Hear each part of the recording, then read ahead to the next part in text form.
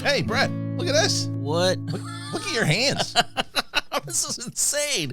We're animated. I love this. Look at it. Look at it in the background. You see that big story? You know what that is, Brett?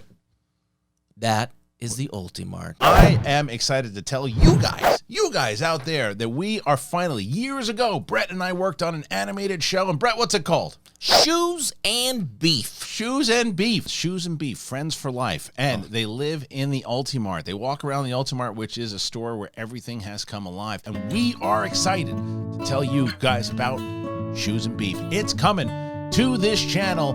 Make sure that you guys are sticking around, tuning around, looking around, beefing around, choosing around, beef, shoes, and beef, and beef, and shoes. Yeah, shoes. Friends for life. That was very good, Brett. Thank you.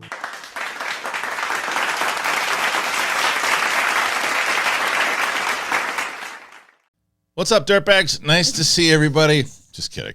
I hope that you're having a wonderful day. I hope that it's special. I hope that the weekend was special. Henceforth, weekend. Haven't talked about the weekend in a little bit. I hope everybody's doing good. We got a lot of things to talk about, man. Finally getting some news on the Acolyte. The rumors of the Sith. The rumors of the fact that it's going to be all about the Sith seems to have come to light, man. Dafne Keane gave an interview. Maybe she let up some information she wasn't supposed to. Who knows? But we'll talk about that. Andor. We're going to hear some stuff. We're going to talk about the characters. The Didra, the actress, was talking about her and what we could see in season 2. They're speaking of the lead up to Rogue One. Conversation with Gary Whitta, talked about the potential idea that they had for a story. Is it going to see the light of the day? Who knows? We had some questions from you guys. That and more on today's Sith Council. It's going to be a good one. I'm excited for it. And if you saw in the beginning, as I right as this show started, Brett and I, Shoes and Beef, it's coming to the channel. And when? Not sure yet. We're working on it. Got some great people working on it. So hopefully you are excited about it. We're excited about it. And it's going to be myself, Steph, and Mike today. And we're going to have a full-on conversation about everything Star Wars. So we're excited for it, for the lead up to some new things in Star Wars next year. If you haven't already, make sure that you subscribe to the channel. Go ahead and do that. Subscribe to the channel, please. We'd love to get to 70,000. We're looking to get to 70,000, hopefully by the end of the year. But, we get what we get. If you haven't joined the Patreon, then we hope you do that also. Patreon is something that we've been working on for a little bit now, man. And we have these Q&As. We got special trivia matches going up there now. We have rewatches. There's so much one-on-one sessions and everything. So if you haven't gotten some of the merch, you can do that. You got the big thing, Capes and Cows, the Top Gun guy. Sith Council right now is the #1 leader. So if you like, I'll tell you why too. I have I got a Sith Council hoodie. Oh man, I wear that thing all the time. Love it. It's really a good design. So make sure you get that as well. Podcast, Apple Podcasts, Spotify, anywhere podcasts are found. It is the Sith Council. It's the three of us. We're back in studio. Let's do it, everybody. It's Sith Council. I'm ready. You ready? Cool. Let's do it. I can feel your anger. It gives you focus, makes you stronger. What's up, everybody? Welcome back. Sith Council. All right. So let's start getting into it then, man. We got both Steph and Mike. They are here. Look at that. All right, we got a good show. We're back. Yep. We're ready. Let's do it. We got some stuff, man. Let's start with this right off the bat. Dafne Keane, who's going to be in the new Acolyte series. And we've got some big news this morning. Everybody was tweeting me about this, saying, hey, did you hear what Dafne Keane said? It's everything you guys have been talking about, things that you wanted inside of the Star Wars universe. And the story goes as such. Dafne Keane was being interviewed. Mike, do you know exactly where it was that she was being? Was it Hollywood Reporter or something? I don't know where she was reported. Okay, well, we're going to find out. I just saw it. Well, a bunch of people did. Mike came in this morning. Did you see that story? I'm disappointed. All the people beat me to it. They're loyal fans of the show. Yeah. Because I was like, I got some hot news to talk to you guys about. And they're like, no, we were tweeting this to Harloff 5 hours ago, Mike. Right away. According to cast member Dafne Keane from Logan, His Dark Materials, the Disney Plus series Star Wars The Acolyte will show how the Sith were able to lay groundwork to subvert the Republic and conquer the Jedi over a century before the events of the Phantom Menace. Speaking with Tech Radar while promoting the final season of His Dark Materials, Keane was asked if she could share any information about the Acolyte. After joking about the obvious, I can tease that it's a prequel. Keane went into a bit of depth, further contextualizing how the series fits into the tapestry of Star Wars. I mean, as you know, it's set 100 years. Okay, so that's a definite. 100 years before the prequel movies, and it's kind of an explanation of how the Sith infiltrated the Jedi. It is a Sith-led story, which has never been done before. It's been really fun to film. The cast is amazing, and the director and the crew are lovely. The whole experience is wonderful, and I'm already excited for people to see it. The Acolyte is a distant prequel to the Phantom Menace, described as being a mystery thriller that will take viewers into a galaxy of shadowy secrets and emerging dark side powers into the final days of the High Republic era, about two Jedi investing a series of unusual crimes tied to far more sinister plot. The series is a tie-in to the High Republic multimedia initiative, which details the peak of the Galactic Republic before its decline, showcased in the prequel trilogy, which led to the creation of the Galactic Empire. The show's star-studded cast includes the likes of Amanda Stenberg, Lee Jun Jae, Manny Jacinto, Dafne Keane, Jodie Turner-Smith, Rebecca Henderson, Charlie Burnett, Dean Charles Chapman, and Carrie Ann Moss. Star Wars The Acolyte is now in production and will be released on Disney+. There has been no official release date that has been given, but it is expected to arrive either very late into 2023 or early 2024. All right, I got to start with Steph here. Steph, you and I have been wondering about the Sith. Are they ever going to do something with the Sith? This seems to be a confirmation. A, do you believe it? B, if so, how excited are you? I definitely believe it. I really do think this is happening. Yeah. I'm so excited. The way she didn't give it away too much, but that it's 100 years before, that it's focusing on how the Sith infiltrated is exactly what we're looking for. Hoping. And the cast, I am so excited about this cast.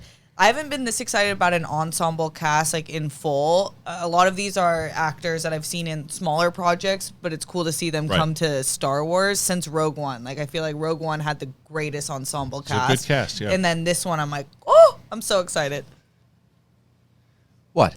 What do you mean, what? You're a contributor on this show. I know. I You're was not listening just to the conversation you're not here. some random guy that's just sitting there. It's like I throw to you to ask your opinion on things. You look like someone picking a fight with you on the schoolyard. Did you know you got here this morning? Oh, God. What? What's your opinion on Star Wars, I'm listening to the conversation here. All right. You usually talk like, Steph, you're excited about the cast. Let's hear your thoughts. Mike, what do you think about this announcement? Like, do you want my thoughts on the cast? Is that what you want? Just my thoughts on what the cast. I know you your did. Thoughts on the announcement? That's Thank not. you, See, sir. there's the segue. It's called a segue. Oh yeah. I don't know. What do you want me to know? What do you want me to talk about here? Let's. Nothing. Just reminiscing to your pretzel bits. No, honestly, I was thinking about this. So I'm yeah. listening to Steph full-heartedly, what she's excited for. Hey, man, I don't know if I'm in a new place with Star Wars now after Andor or not. Because, I don't know. I want more, like, Andor esque You mean shows. new place. You've been calling from the rooftops saying that you don't want any. Right. Star So now Wars to there. go back You to want Star Wars to go back to a show that's all Sith, lightsabers, Jedi. I'm kind of like, I love what I got with Andor, and I kind of want to. They're different pools at a giant water park. I like being in this Andor pool. I want more in this Andor pool of no force, no all that stuff. So I understand that in the fact that it's Yeah, like, you see what I'm saying? I understand because you just got such a quality show in Andor. Yeah. And it was such good writing, and they took it serious, and we said that we understand that you can't do this for every Star Wars thing, for sure. But I also understand the idea of, yeah, but I really like what we were just doing there, and to go away from that with the risk of doing just to appease the pew pew.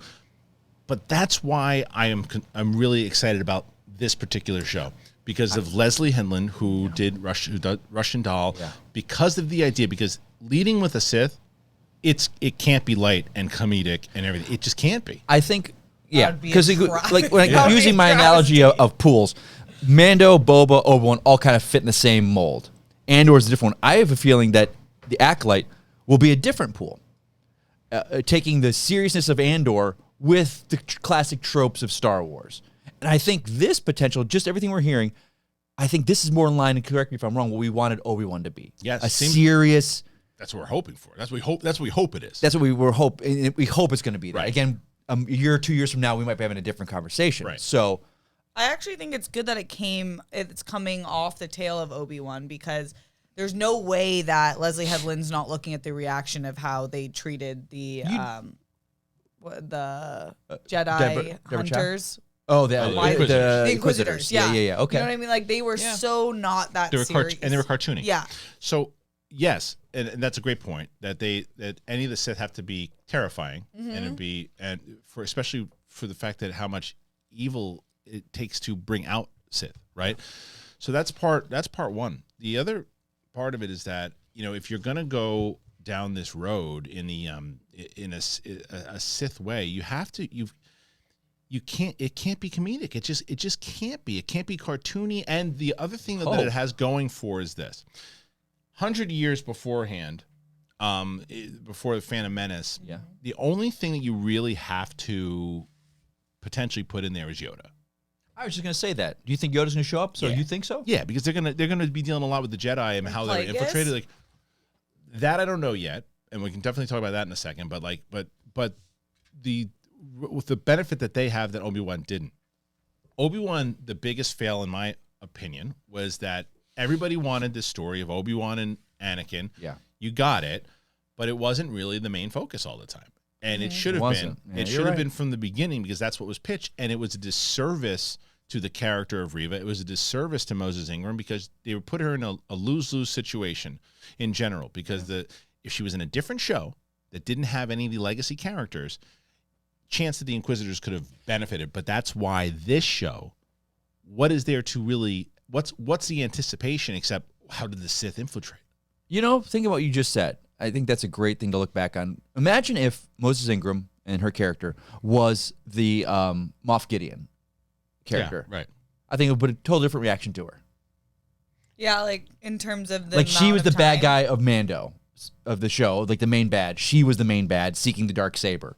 If they did that. Oh, you're saying if she was right, if she was a brand new character that appeared in 100%, because but was stuck in Obi-Wan, and we wanted Obi-Wan and Vader. Because in Mandalorian, even though there's some legacy characters and stuff, it's a brand new story, and it's like these new characters. Like, that's why when Grief Karga shows up or any of these characters show up, you're like, well, who are they? I want to learn about them. So if a character like Moses Ingram shows up in, you're like, who is she? Yeah. Let me absolutely. And by doing like the back and forth, you have this main battle in the last episode, which is really fun, and with Obi-Wan and Vader, and you cut back and forth, and it's just such a wet fart when she's chasing around. But that's the benefit that Acolyte has. Yeah. That it doesn't have anything to compare to, because even if Yoda shows up, okay, great, Yoda, legacy character, he shows up, he's there, that's fun to see. Yeah. But it's, who are these new characters that they're building out? And I'm getting attached from episode 1. I don't have any expectations except how did they infiltrate?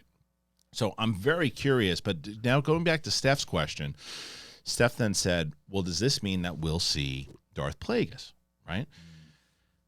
Now, it just depends. Because if he's human, no, then we're not going to see him. Because 100 years, it wouldn't add up. Because 100 years, he would be, how old would he be at that point? Know. Well, right, because he would be really young at that point. Well, yeah, because he trained Palpatine, and he died at whatever age it was. So, if he was actually the species of Mune, which he was in the book, Mune can live a lot longer if they're making it canon. If you make him 200-300 years old, then it could definitely be Plagueis. But what I do think will happen is, I think that from everything that has been said about Leslie Headland is that she's a big student of the game and the novels, and I mean the Star Wars game overall, but the novels and the lore. And I think there'll be Revan mentions. I think there'll be Bane mentions. Yeah. I think that if they're really going to play into it, they're going to show like the plan for the Sith. Leading with that, what got me was what Dafne Keane said about they've never really done that before. Leading with this is a Sith story. That I didn't think it was going to be. I thought it was going to be a full Jedi story with the Sith kind of stinking around. But is this more intriguing? That's now? way more intriguing. Yeah. I feel like this is since the beginning of the pandemic, we've been talking about. We just want dark side show. It would be perfect for the Sith Council. But I like that. And I like that, there was no reservation in that statement. It's pretty clear that that's what the show is about. Well, Mike, let me throw this at you then, because you're talking about Andor and the feel. Yeah. Now, they just started filming Acolyte. Yeah. So if you're Leslie Headland, you got to be paying attention that the kind of critical response that Andor's getting. Right. Does that change your overall?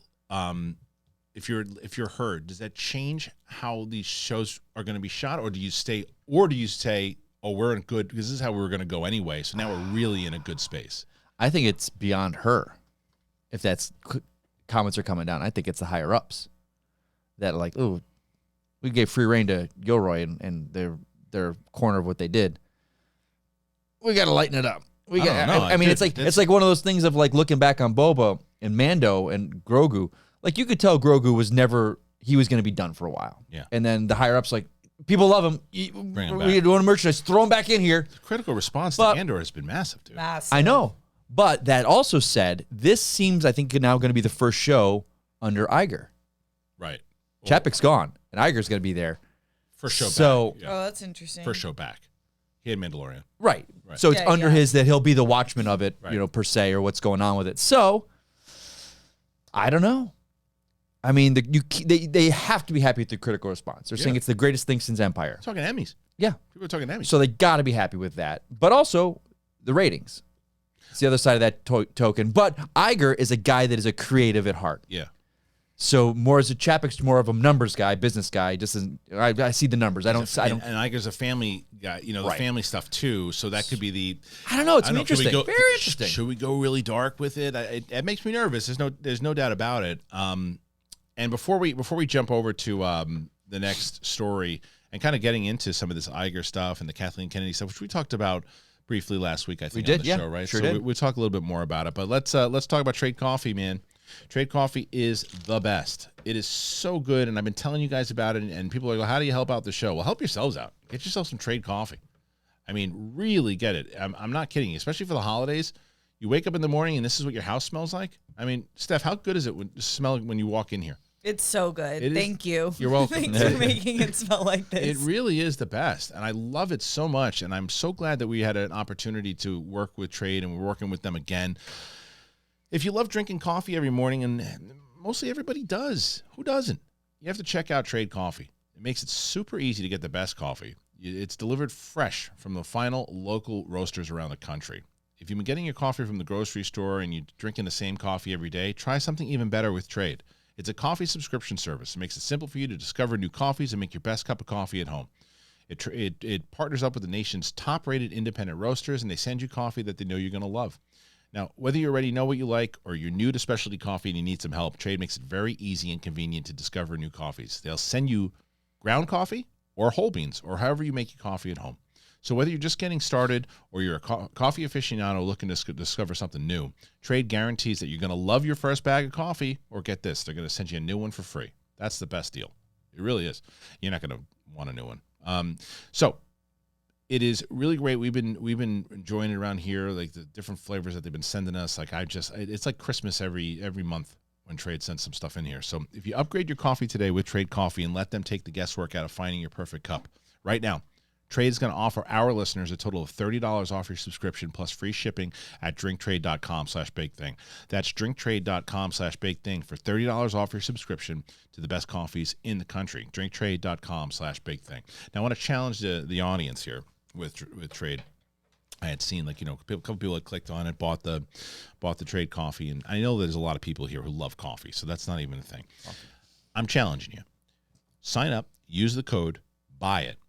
Right, and then tell me about it, because Trade was like, a couple people were getting it here and there, and that's cool. But I want them to see what the audience, how this audience works. If you're a coffee fan, if you're not, I guarantee you that if you're a coffee fan, you're going to love it. So I'm not even worried about that. If you're not a coffee fan, don't buy coffee, because you just have coffee sitting in your house. Buy a bag of the coffee or buy the subscription and let me know what you think about it. I will send it to Trade. All right. Also, it's a great gift. It's a great gift. So if you don't like coffee, someone you love likes coffee, and that's a big sign of love. 100%. We got a couple of those today too. So let's stay on this Iger thing. He comes in now. He's coming back. 2 years is not a lot of time. I think he'll re-up, sure. But you know, we talked about this last week on this. You do? Do I think he'll re-up? Yeah. He's either going to re-up or he's going to sell to Apple. Oh, You think Disney's going to sell to Apple? That's one of the main rumors. That's why he's coming back. No, that's too big of a monopoly. That's a monopoly, Don't do man. it. Come Don't on, do it. they're too. It's man. This I'm already addicted to my See, phone. I'll be like this. I don't give a shit about that. you don't, man. No, because like But think about the future course of our world. That's it's what I'm already looking screwed. at. Yeah. You got kids too, man. They got to be grown up in this world. So you watch it on one device. You watch it on one app. You got. I've just decided I want kids. I don't want them to have you only just one decided? app. You just Yeah. decided When'd you right decide? here. Oh, because you've got a nephew or a niece. Yeah, A nephew. Changed my life. Oh, Also, yeah. no, but Oh, there it it is. started I knew when it. I knew Grogu it. came out. When Grogu came out, I felt the first maternal vibes and instincts I've ever felt. That is Yeah, so but serious. now with the then nephew. I'm holding this little guy, Yeah, his yeah, little yeah. breathing in my face, That's what and I that's- just think Didn't we have this I want conversation? one. Steph, We had this conversation. I said one day you're gonna see. It just happens. It happens. What do you mean? No, you're trying to talk her out of a Grinch Magoo because you know Yeah. because you. What do you mean? because I have shooting blanks over there? some of our best friends. What'd you say? Shooting blanks? God. So, what did you say, shithead?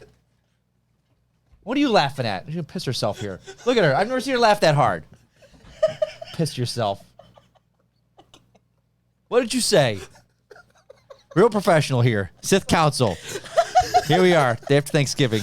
Just kidding. These clowns. What did you Why say? are you grinching me? What's the Because motive? I'm in the same place you are. We have best friends. Yeah. It's not a family member of mine. It's a best friends that have Yeah, children. okay, and so you're the I, uncle. Your Uncle Mike. Yeah, Yeah. Uncle Mike. Thanksgiving, they wanted Right. a sleepover. We slept over. Next morning, pancake breakfast. I love them. Nothing You know you're what? saying here is going to make sense in a second. You know that. Because then, about 2 minutes later, the kid all day, all morning, and Ben, I love you, buddy, but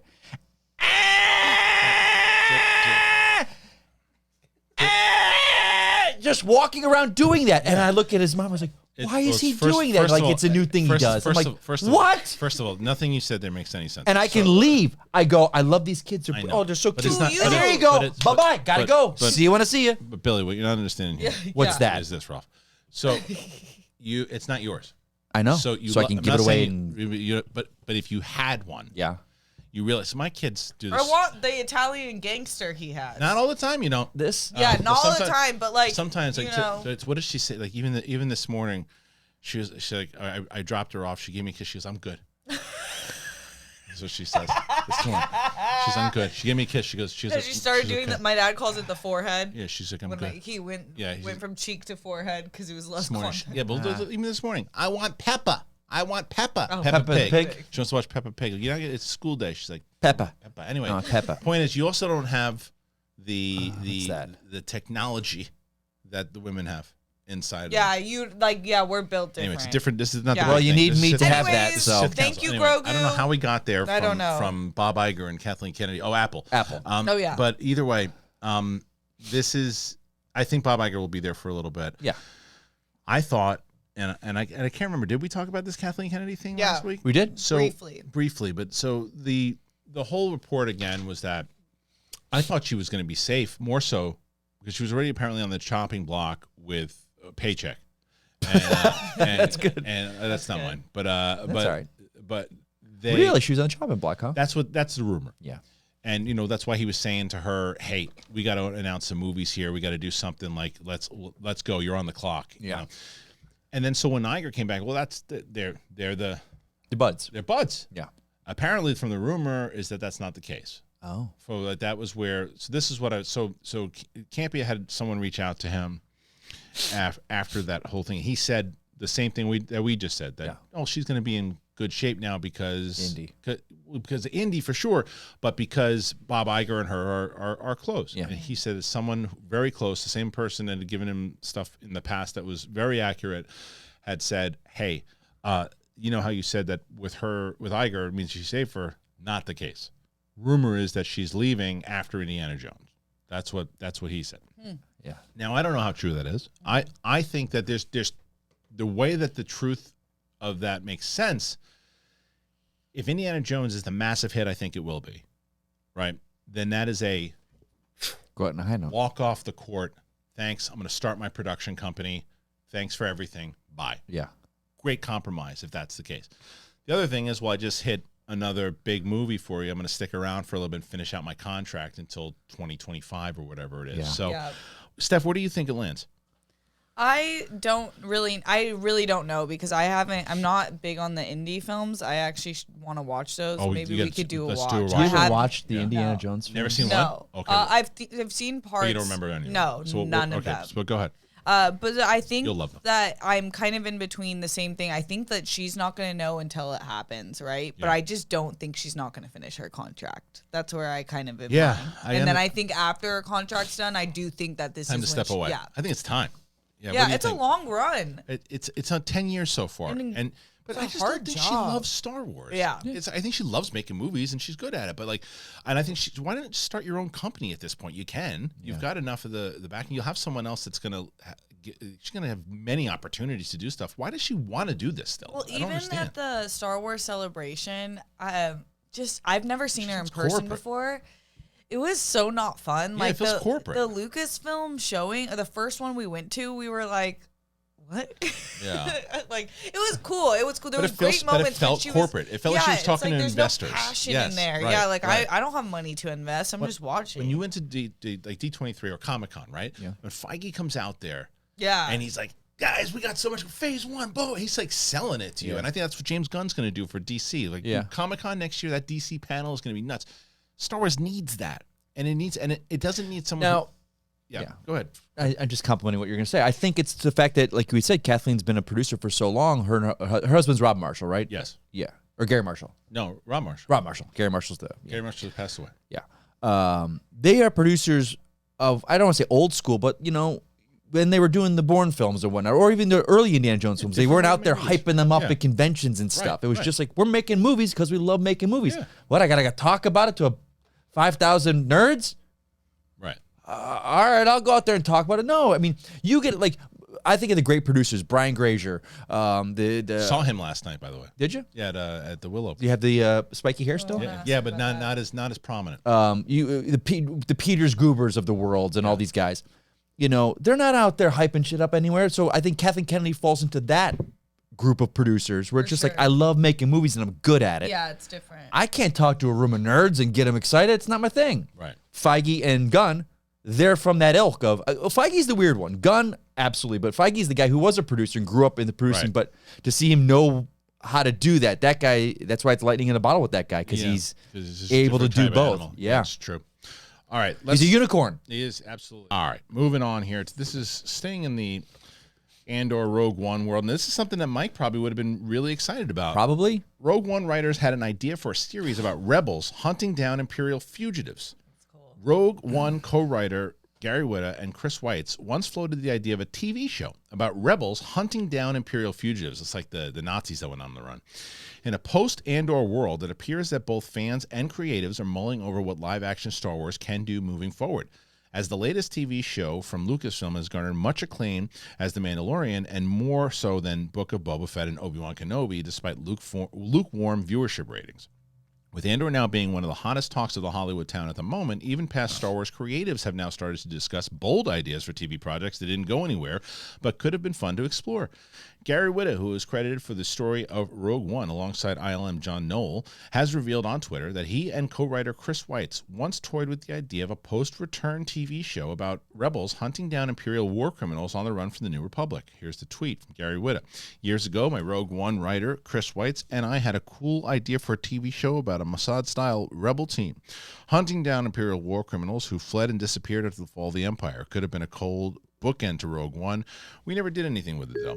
While Whitta and Weitz didn't push the idea further or even turn in a pitch, it's encouraging to know that more Star Wars screenwriters have considered potential projects to expand the franchise's canvas in live action. And one could argue that a pitch like this would have had higher chances of getting made now that audiences have seen and responded well to a heavier, grittier type of Star Wars show. For those especially curious, Chuck Wendig's Life Debt, the second book of his Star Wars Aftermath trilogy, explored the concept of a ragtag group of New Republic soldiers taking on ex-Imperials in hiding. As much as we've enjoyed new stories starring or heavily featured renowned legacy characters, films and series like Andor and The Mandalorian's first season will keep Star Wars fresh and healthy in the long run. Here's hoping the Acolyte and other upcoming big, small screen stories do the same with their own voices and styles. And again, this is from our friends over. This is Fran J. Ruiz over at Star Wars Newsnet. So this is something that is encouraging, and it's a question again. Everything's going to kind of wind up going back to the previous conversation, right? Because that's one of the main reasons that I think that people want to see new leadership at Lucasfilm is because of shows like this or other shows that maybe didn't get greenlit or potential novels becoming shows. It's a new creative vision that Star Wars needs at the moment. A show like this, I think, would bookend Andor very well. I like the idea of it. It is more serious Star Wars than we said. But Steph, do you think this sounds something that's interesting, or we've seen enough? Let's move into something else. I think it sounds really cool. I really, Andor gave me a new lens on what I think is possible in Star Wars.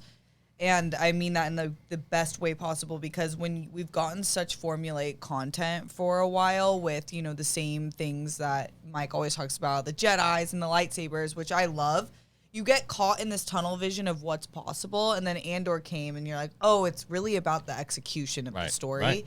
So if they executed this story, I think that could just like open up a whole new lane for Star Wars in another way. I would be excited for it now, knowing that they've done something like that with Andor. Is this right up your alley? Are you kidding me? I saw that tweet. I think it was in the middle of the week. Yeah. Just the Mossad style. When they said that, I'm like, done. Like, you guys see Munich? Yeah, of course. Like Munich, you know, these spies getting together to do. Right. I mean, I want killing. I want assassinations. What was that movie? It was based on a comic. It was a TV show that Amazon Al Pacino was just in recently. Oh, Hunters. Hunters was kind of like that. Yeah. But I mean, yeah, because you get we talk about the Imperial side, and there's all these guys that are probably like, this is a job. I didn't, whatever. Right. But there's out there guys, and there's a squad out there killing these guys brutally for what they did. That's a brilliant show. I don't know if it leans too far. I mean, if it were to come, I'd want it to go harder than Andor goes. Like, I want to see these people brutally kill, like almost to the point, like, you're supposed to be the good guys, and now you're doing this to the bad guys, but where's the line? It's like, but they slaughtered billions of people. Yeah. So in order for that to happen, concept. I agree that there should be, I think that what Andor has positively done for Star Wars is that it'll show, I hope, it'll show that there is a definite market and a craving for more mature Star Wars. That's what I hope. However, what I will also say about that is that there is absolutely a massive market and a need for it to keep it inside of that child-friendly, of course, for kids. So what I hope that they do is that they play the balance, right? And I hope that what they can do is that they can do something like Skeleton Crew, and I think Skeleton Crew would be a little bit more. I think it's not going to be too cartoony. Like Stranger Things. Yeah, it's Stranger Things, but Clone Wars is what I think Watts told us when we met him. So something like that, but I think you go on the balance on the back and forth, and Ahsoka and Mandalorian certainly have that feel of like classic Star Wars, right? So you got to have all of it. Sure. But not only do they hope to do something like this Gary Whitta thing, what they could also do is that there's a novel by Alexander Freed called Battlefront. And I remember that. And it was based off of, people thought it was just going to be the book. And it's like Band of Brothers, right, inside of this during the time of it's in between 4 and 5, and it actually plays into the events of Empire Strikes Back. Like you are in the perspective of the rebels when they're in Hoth, and you know when Vader pops in and he goes to get the Falcon. Yeah. Well, before he gets there, it is canon now. He encounters these rebels, essentially what he did in Rogue One, and just wipes these guys out. And I wonder if they got that scene from Rogue One. From Battlefront, because that's what happens. But I think that the point is you can go that route with it, and I just hope it's going to be a very interesting next couple of years in general with Lucasfilm, because where's it going to go? Yeah, I don't know. Good. I agree. I think there's going to be a lot of change in terms of, because with Disney and Lucasfilm deciding where they want to go with it. But I would love what you're saying is if there's just a balance in what they're creating. Yeah. So that there's something for everyone, but then also just focusing on just great content. It's also why you need to connect the next, look at what, and you're looking at both Marvel and what DC is doing now with his tweets from James Gunn talking about how he's going to connect TV and he's going to connect the comic, the games, and all that. Like Star Wars should be doing that. Although they already are doing that, not really. If they're having this concern and they don't know what movies to make. Get people in a freaking room together, connect it with whatever series you're going to do, have some characters that are going to branch off into movies inside, like the same way you do like Secret Invasion is certainly going to play into the movies. You look at, even though I don't love the way that it happened, Ironheart shows up in Black Panther. She gets her own show. She like things like that and interconnected and push it together. The same way DC is going to do, the same way Marvel's going to do, and figure that out. That's how you make this whole interconnected thing that they're trying to do work. You know, we're saying that, and it's interesting because I think they were doing that back with Rangers of the New Republic. Right, the Rangers show. That was we introduced the character, a spin-off, and then it's just like, nah. But that's the shows. The shows they're going to do that because Ahsoka clearly was introduced. The shows. But you think the shows are separate than the films? The shows are doing it right, but I'm saying put it all together. Gotcha. Like if you're gonna have this popular stuff on inside of. The only one that really does it is Rogue One and Andor. Here's one for you guys. Yeah. So to the two of you guys, do you ever think we see? Let's say they get their film slate finally figured out, or whatever. Do you think we ever see the Mandalorian show up on the big screen? I hope so. I think that we should. I know that's what I'm saying. Is like he's kind of on his own journey, right? I mean, it's just thinking about it, and we see what we've. I mean, I'm so glad it's TV, but just the Mandalorian story. I mean, that's a film. But like the trailer is like it looks like a film, but it's just like I've always think that they should do this. The series finale should be a movie. The series. The series finale of Mando. Yes. After 3. Yeah. Imagine there's 5 seasons. I've been saying this. Imagine there's 5 seasons of Mandalorian. Yeah. And they're like, okay, so December 17th is the last episode that will be airing on Disney Plus. Yeah. But on December 24th, 1 week later, the series finale will be in theaters, and then you can catch it on Disney Plus 2 months later. Now, but here's the rub. I'm gonna crap on your parade here for just a second. Go ahead, Simon. Movies got to make X amount of dollars because it's a movie. How many people? Because you can't just get us. No, you got to get people who watch the show. You got to get people that don't watch the shows to see a Star Wars movie, and then you're like, but I'm going to miss out on. I got to watch 5 seasons of TV that I don't even own the streaming thing to see this movie. Mandalorian is a very popular show. I know, dude. You're preaching to the choir, but I'm just saying, 4 quadrant. Millions of people watch it. People know Grogu. You put Grogu in that movie, people will see it. And then the other side of that is look, Sex and the City had a freaking movie. You know, like, okay, so you're right. These Fair enough. Shows my friend. have had movie. Now look, Sopranos had a movie. It was a little too late. I think by the time that it had, and it didn't do. Yeah, that was a little too much. Yeah, Too late. It was too late. Yeah. But there's other movies and TV shows that. But Star Wars is not Sex in the City. But that's what I'm saying though. If you know there's a new movie and it's one of those things that if that particular movie ended it all because I get what you're saying. It's a saying. popular show. Enough people watch. Now an Andor movie would make no sense. No. And it would also, because he already got Rogue One, plus the fact there's not enough people watching it in order to warrant a movie. There's enough people watching Mandalorian to warrant a movie. All right. Anyway, all right, before we move on, I want to also let you guys know these RUMPL blankets, man, they are the bomb. I love them. They're so great, and they're on a mission to introduce the world to better blankets. RUMPL applies performance materials that typically found in premium outdoor gear and activewear to modernize a dated and boring category. If you're looking for a good Christmas gift, man, get one of these things. My wife loves these blankets. They recycle over 5 million plastic water bottles a year. It's a certified B Corporation. Did you get this blanket yet? I know you've been talking about it. No, I want to for Steph, Christmas. what are you doing? You got to get it for Christmas. You got to get the one you got to do is the original Puffy. It's RUMPL's #1 bestseller, and it's got over 1 million sold. They're made from discarded plastic bottles. They're extra durable, 100% recycled 30D polyester ripstop, prevents scratches, snags, and tears. I take it to my daughter's soccer game all the time. It's amazing. So they have an indoor product line for the couch and movie night. That's the one we have right now. This is a separate one, a cozy hemp blanket that is softer than your favorite hoodie. They have the Sherpa fleece and the puffy collections. It's a blanket. There's a blanket made for everybody out there, and it's every amount of cozy. So if you go to rumpl.com and use that code BigThingBF, you get an extra gift with purchase. So visit rumpl.com/bigthing and shop now. Spend some time over there on that blanket store, man. It's amazing. I'm a big fan of RUMPL. You guys know that, though. I've been talking about RUMPL for quite a while. They look awesome. I can't wait to get one. I'm jump into some questions. Actually, before we do that, I realize you got to get going. I got to jump out of here. All right, you got to. I hate doing this. I'd rather talk Star Wars all day with you, but next time works. Do your thing. All right, we love to watch you leave. And you'll hit me up with that email soon. There it is. You'll hit me with that email soon for the weekend. Yeah, tomorrow we'll touch base. We'll get all squared away. Thanks. Jesus. All right, John. Thanks, Josh. Goodbye. Appreciate it, Pete.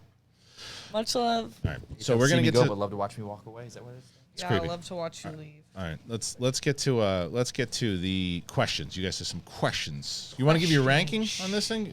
Text me your ranking. Text me. All right, let's do it. Here's the question. Just for you, Jason. So, any of the upcoming shows for this year, back, which ones are we most excited about and ranked? We'll let Mike go first. So, Mike, out of the shows, we got Bad Batch, Okay. Skeleton Crew, Ahsoka, Andor Season 2, Acolyte, Mando Season 3, for the ones that we know are coming. I can do this real quick for you. All right, go ahead. Put the list back up so I can see. Okay, Billy, hold on, John. Jesus. You're welcome, Josh. All right, there we go. All right. Rounding out at the bottom there. Coming in. Hot with the Bad Batch. Yeah. I'm not caught up in my Clone Wars, so Right. it's hit or miss for me. Okay. And we got, you're going to need 6 spots, buddy, not 5, pal. Because there's 6 of them there. Next up, we're going to have, I'm going to go on the outside one because I don't know much about it. And like I said, it could jump into a pool I don't want to go back into. You knew what I was going to say, the Acolyte. Yeah. Number 4, and this is where it's going to start getting tricky, guys. I'm going to say, it's a toss-up between Ahsoka and Skeleton Crew. Okay. I want to go higher with Skeleton Crew just because of John Watts in the helm, and The Old Man is one of my probably favorite TV shows this past year. But I think the material is Ahsoka, so I'm going to say Bad Batch is next. Okay. I'm sorry, Skeleton Crew's next. And then Ahsoka. Rounding it out, we're going to do Andor Season 2, and my most watched one or anticipated Mando 3. And I only say the Mandor, whatever, flip-flops because Mando we know so much about. We've seen previews. Andor we know nothing about. If it's going to be a time jump, it's going to be a completely different thing. Right. So I'm just recency bias with Mando as my top pick. Okay. That's All it. right. Of All course. right. Great. I'm going to look for you guys, and I'm going to be upset about I'm sure. All right, get out here. Steph, you go. Okay, I have some qualifications and rationale for my choices. Let's hear it. Last, I do have Bad Batch. Good news is I'm still very excited about it. Next, I would put, this is tough, Skeleton Crew. Just because I don't know much about it. Right. I haven't seen, the characters aren't characters I'm super attached to yet. Then I would put Acolyte. Because the same, I'm really excited about it, but we just don't know that much. Yep. Then I would put Andor Season 2, not because I'm not so excited about it. You guys know it's my favorite show of the year, but because we just got it. Like, I'm not trying to be spoiled here. We just got Season 1. Then I'm going to go Mando Season 3. Oh, wow. Because I'm putting Ahsoka first because she's my favorite character other than Yoda. Right. And I just am so excited to see what they do. Yeah, I mean that's a solid list, and this is not an easy list. No. At all, because of those things these are all stuff that I think it's easy for everybody to put the last one because nothing against Bad Batch. It's just not as high up as I think if it was like Rebels season, whatever it was, then that would be something else. Yeah. But Bad Batch to me is just it's entertaining. It's like an appetizer. Yeah, it's like a good appetizer before Mando gets here. Exactly. So coming in for me at 5, the 6 spot is Bad Batch. I'm also gonna go Skeleton Crew at the 5 spot, and that's not because I'm not excited about it. It's very similar to what Steph just said, and that's that I don't know enough about it yet. I know Jude Law's in it. I know that it's got to have a Stranger Things feel apparently, or Clone Wars, but that's really it. So a couple images from D23, but nothing really. And we like the writer. And we like the writer. I love what John Watts did. I agree with Mike with The Old Man. I'm very excited for this show. And the time period again that it lands in is around the Mando time, and it connects to the Jon Favreau Filoni universe. So that you could probably see some cameos from some of the shows that we like. So that one hits there for me at number 5. At number 4, this is where it gets tough for me. At number 4, I'm going to go. And I know this is going to be people going, what, you love it so much. Andor season 2. Okay. I think a lot of great stuff is going to happen in that season. I think we're going to see a lot of cameos, and I think that it's again one of the smarter shows that has ever been out there. Some of the best writing, and I can't wait to see it. I'm going to be tuned into it every week. It's just there's other shows that I'm just a little bit more excited. That makes sense. Yeah, and I think I respect that. I think I'm going to go for. And again, this doesn't mean that they're going to be the best shows. I'm just telling you from my personal taste and what I love in Star Wars, what I'm looking forward to the most. So coming in now at number, was it 3? 4. Wait to see. Oh, yeah, 3. 6, yeah, number 3. So number 3 for me is going to be Ahsoka. Ahsoka is essentially Rebels, the new season of Rebels, and I'm really looking forward to it. I know how much Filoni loves it. I know how much what he's going to put behind it. Some of the casting that we're rumored, and some of the stuff that's already been announced, and the idea of Thrawn. It's like, come on, get out of here. Yeah. And this is going to be the shocking one to everybody. My number 2 is Mando. Season 3. Super excited to see. I think the more and more we see trailers under the fact that Bo-Katan, our buddy, is gonna K-Saw's gonna get even more time to shine as she should. And I think it's gonna be just the trailers have been so fantastic. I can't wait. It's true. But my number 1 is the Acolyte. And I know that everyone says, well, what are you talking about? We don't know anything about it. You got to remember that this show is called Sith Council. Yeah. You have to understand that my favorite book series is Darth Bane. Yeah. You have to understand that I cannot stop raving about Darth Plagueis. It is everything that the philosophy and the idea of what the Sith were before they became the rule of two, and the idea that all this stemmed inside of the Old Republic, and then to transfer into the New Republic, or what it is, the High Republic, and to see this and set this time period in a time that we haven't had before, a darker, and now that I know it's going to be Sith-led, that it's going to be a Sith-centric story, I mean, come on. I mean, how could you, now hearing me say it, you probably go, okay, that makes sense. I really hope the show is so amazing. Me too. For you. Right. I know, right? Because Because you know that I'll be bummed if it isn't. Yeah, it will be devastating. I know. If I come in here going, oh, they did it that way. Yeah. I mean, because imagine if they shoot this like Andor. I know. Imagine they do a Sith-centric show Yeah. like Andor, like in that serious vein, and not in that cartoony way that they did Obi-Wan. If they do it and they treat it like a serious show inside of this, like they can go dark with it. Yeah. And Disney lets them go dark with it. This is going to be everything that I have been screaming about for Star Wars, or what it could be on television in general if it's done the right way. It could continue in that vein of Game of Thrones. Yeah. All right, let's get to a couple more questions. We had a little bit of a later show today, so let's All right. Let's get to Noah John. Based on Campion's report of Kennedy's possibly leaving, who do you think would take her place?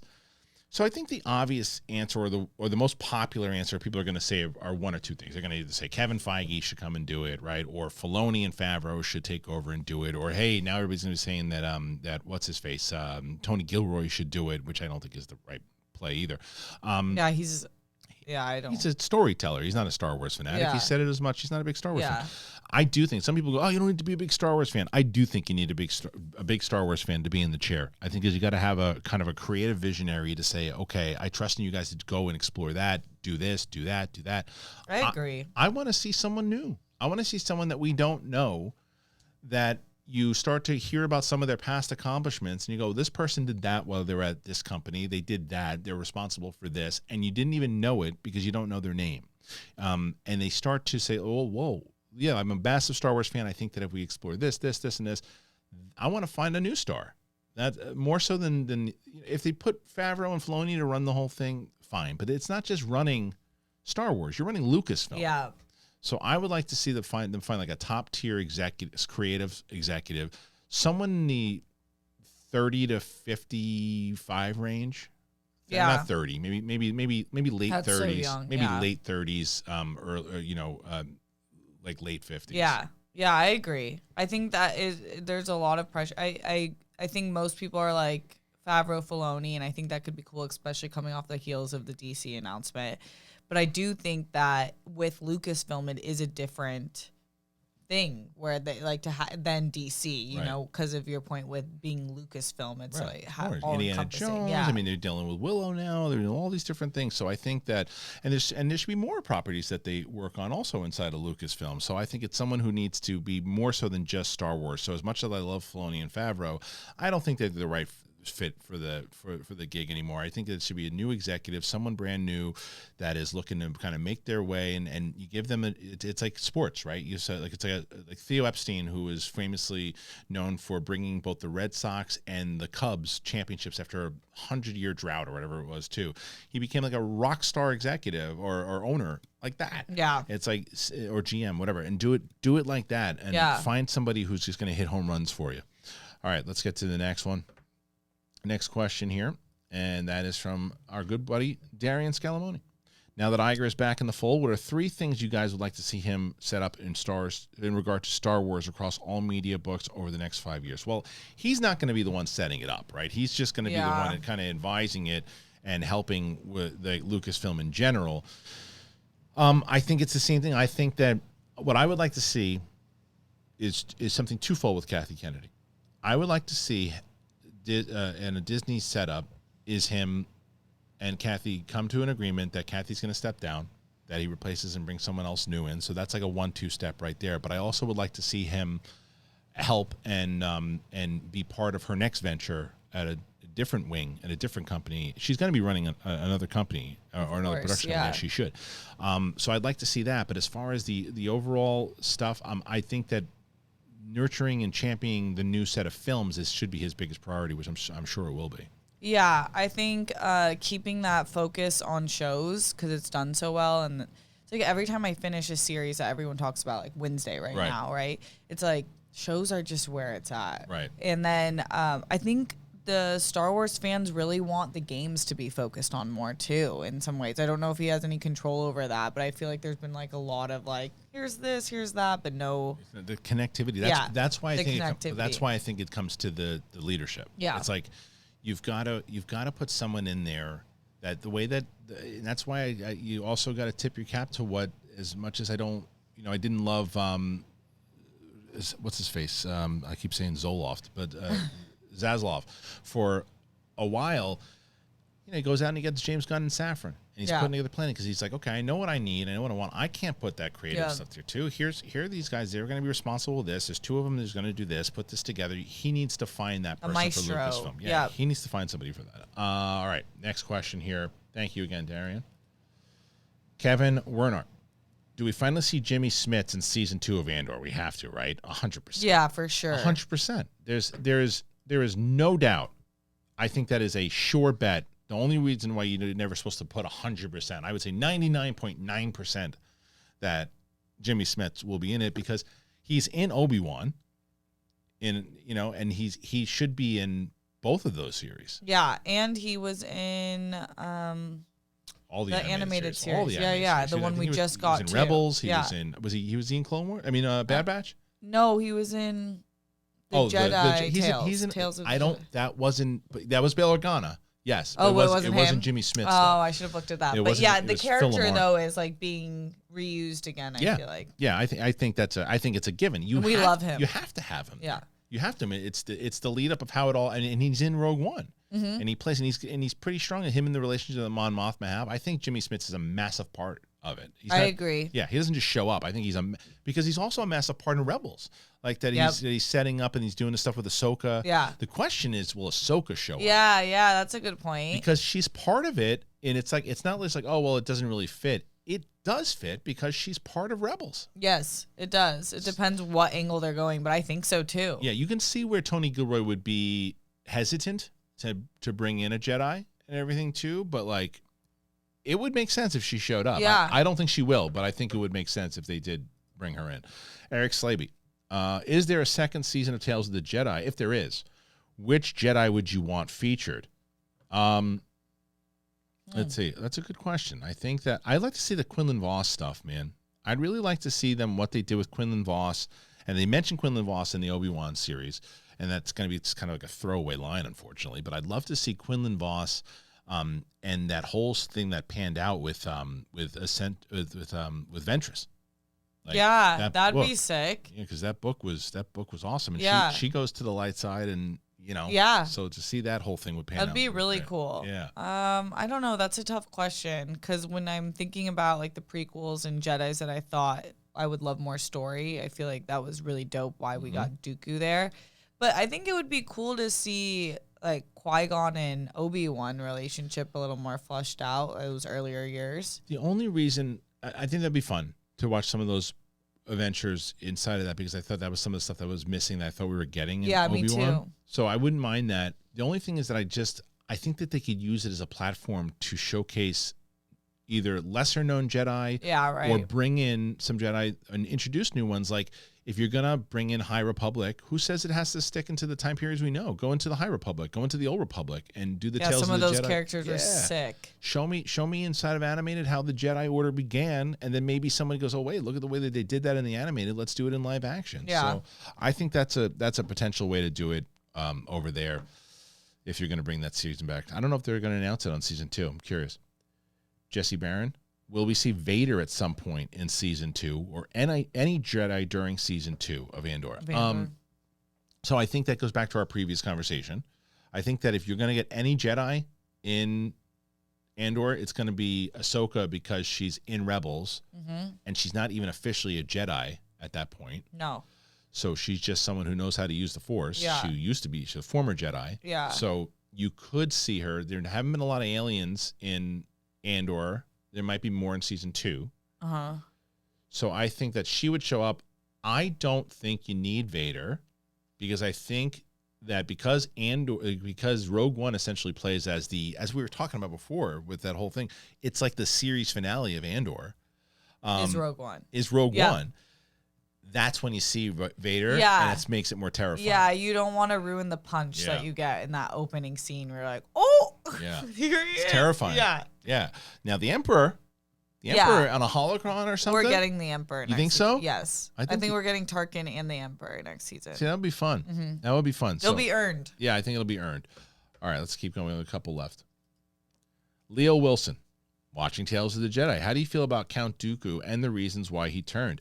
I love it. Love it. Love the way that they did it. And I think that it made sense through loss and the understanding. And I think that his reasoning for it and his disdain for the Jedi Order and the loss of Qui-Gon made a lot of sense, and stuff that we didn't see in the prequels that I think would have made a lot more sense to his character inside of that turn. I loved what they did with him. I loved it too, because if you can rationalize and empathize with a character that turned into a villain, I think that's great writing. And that's how I felt, because the council would have pissed me off too. Been like, what do you guys do? We're not doing our jobs. 100%. Ladies and gentlemen, it's Christmas time. We're coming up to holiday season in general. Uncommon Goods. Browse around the site. Go on to that site. Man, I get so many people who are saying I checked out Uncommon Goods and I love it. Good, because if you want to avoid those boring, basic, and bland gifts, Uncommon Goods is your secret weapon. They make your holiday shopping stress-free by scouring the globe for the most remarkable and truly unique gifts for everyone on your list. They have so many great things. The good thing about Uncommon Goods is that you support artists and small independent businesses. They look for products that are high quality, unique, and often handmade in the U.S. Art, jewelry, kitchen stuff, home and bar. Uncommon Goods has something for everyone. Not the same lackluster gifts that you can just get anywhere. So with a purchase you make at Uncommon Goods, they give back $1 to a nonprofit partner of your choice. They've donated more than $2.5 million to date. Now, if you want to get 15% off your next gift, go to uncommongoods.com/bigthing, uncommongoods.com/bigthing, and you get 15% off. Don't miss out on this limited time offer. Uncommon Goods. We're all out of the ordinary. And I went on. All right, so thank you once again to Uncommon Goods. All right, here we go. Next one here. KC1724. Is there any potential for more than one or more season of Andor now that the creatives are being handed back control at Disney? It may not be the full 5 seasons that were originally planned, but maybe seasons 3 or 4. Were 5 seasons planned for Andor? I thought it was always 1 or 2. I think he had talked about wanting 5. Oh, really? I never thought that was the thing. But shout out Casey. I don't see a lot of girls in the comments all the time. So, hey. There you go. But I think that I don't think it will make an effect on. I think it's whatever. I think they're already planned out. Yeah. I think it's already planned. I think that they've already, Tony Gilroy has already accepted whether it was 5 or not. He's already accepted now that they've got this plan to move into Rogue One. So I think that it's all mapped out from 2 into Rogue One. Now, if they do something similar to what we just talked about before, if they take that Gary Whitta idea and do a spin-off series after Rogue One. Yeah, I could see that for sure. That could be fun. Yeah. That could be interesting. But I think that we're in a very positive place. I think Andor, which is good because this was always my point with television, is that and I stand by it, that there are certainly people who were not fans of Obi-Wan and not fans of Boba Fett. And I've had people say, I've just given up on Star Wars TV because they haven't been that good. I said, watch Andor. I said, that's the beauty. The difference with movies, you got to sit in the stink if you don't like something for 2 or 3 years. You get a show every 3 or 4 months, maybe 5. Yeah.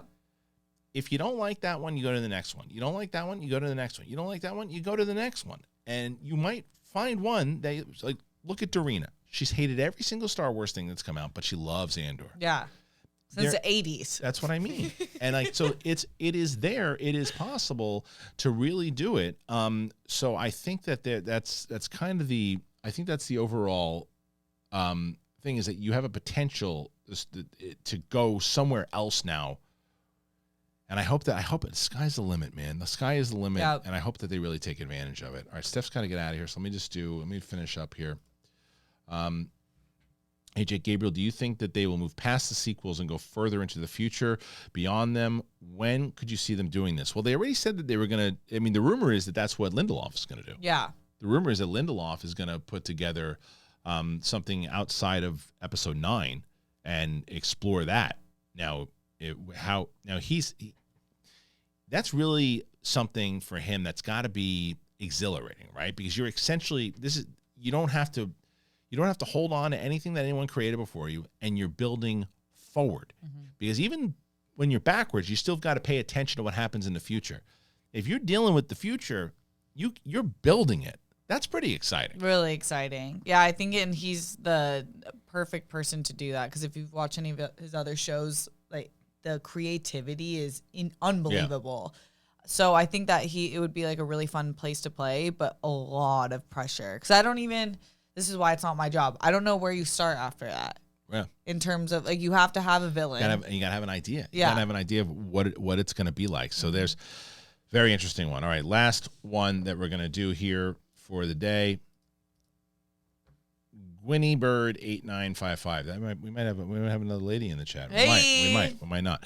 Can you randomly say "May the Force be with you" to Mike as Busey or Arnold, please? Well, Mike's not here, so I'll just do. I would just like to say to Steph, while you were on your app, your dating app, if that is what you're on, I will say good luck to you and may the Force be with you. Thank you so much. I would also like to say this, Steph, you run around, you let the mic say some things to you here and there, but he just shooting the blanks. It's a fine. That's the part, shooting the blanks. Please, someone someone clip that out for me. This is for you. Mark the Top Fabricator 6047. Do you think Ahsoka will have another cameo in Mando Season 3, or will we just see her again in her series? Where do we leave off with her? So I think maybe with her. Maybe. But I think that it's a better bet that you're going to get Sabine. Oh, yeah. I think you get Sabine. I think you should Yeah, get I Sabine. think you should get Sabine, because there's a lot of She's a people Mandalorian. who don't know who she is. She's a Mandalorian. Yeah, and she's a Mandalorian, yeah. And she has history with Bo-Katan. For sure. So some of my favorite Rebels episodes were her Yeah. going back to Mandalore. All right, that's it. It was a supersized episode, kind of. Thank you for everybody who sent in a question. Thank you for everybody who's been tuning in. Make sure that you comment, click the like button, do all that. It helps us out. We've got a few shows, man, to go before we get into Bad Batch and then before we get into Mando. But once we do into 2023, we're going to be pretty solid here. So throw your comments in there. Let us know what you're thinking. We'll be doing some more of the user questions next week. So chime in. Make sure you're listening. If you're not subscribed already, you should be subscribed to the channel. That helps us out. That gets you the notifications and all that, and then some. Patreon, Apple Podcasts, Spotify, anywhere podcasts are found. Get yourself a Sith Council sweatshirt. Oh man, I got the hoodie. I love it. It's really great. Great design.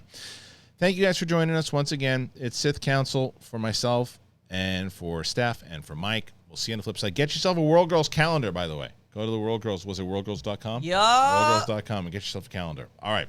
And if you're married, be careful. All right. I can